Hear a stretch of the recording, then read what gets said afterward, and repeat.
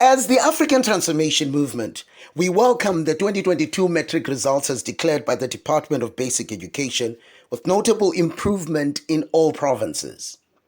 Given the vast number of challenges faced by learners in the public schooling system, where in rural-based provinces infrastructure remains a great challenge, the ATM applauds the teachers for having produced quality results amid all hindrances.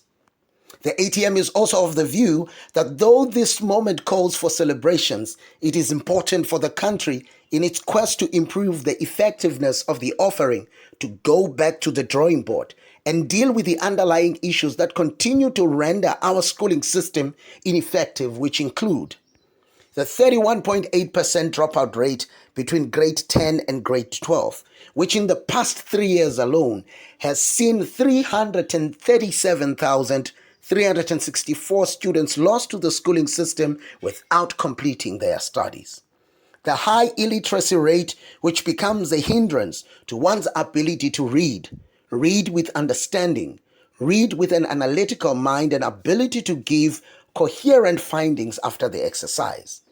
The teacher-learner ratio is still a concern, especially in public schools. This is concerning as overcrowding in schools limits better access of students by teachers, therefore creating a situation where teachers are not able to respond to the individual needs of students. The post-establishment program that is done on the basis of the law of the averages, yet not specific to the individual needs of each school, has proven to provide an inadequate supply of teachers to the detriment of learners. The problem of the late delivery of textbooks or no provision of learner material must immediately be a thing of the past, so as to enable learners to have the best opportunity to excel.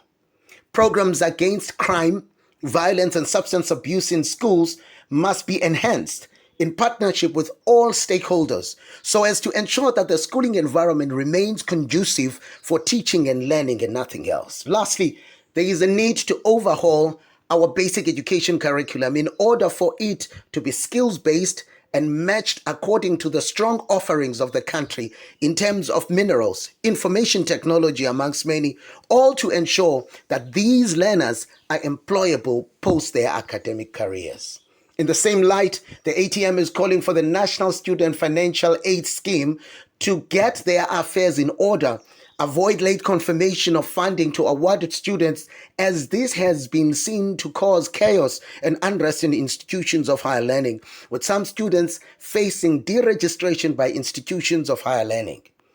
At this time of our democracy, no child born after 1994 should be faced with the uncertainty of not having space in university due to lack of funding or the confirmation thereof.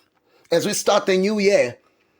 the new education year, the ATM issues caution to the Department of Basic Education and supporting departments to fast-track the delivery of learning material, approval of government-subsidized transport system, review of learning classrooms, and further review of the curriculum to allow an introduction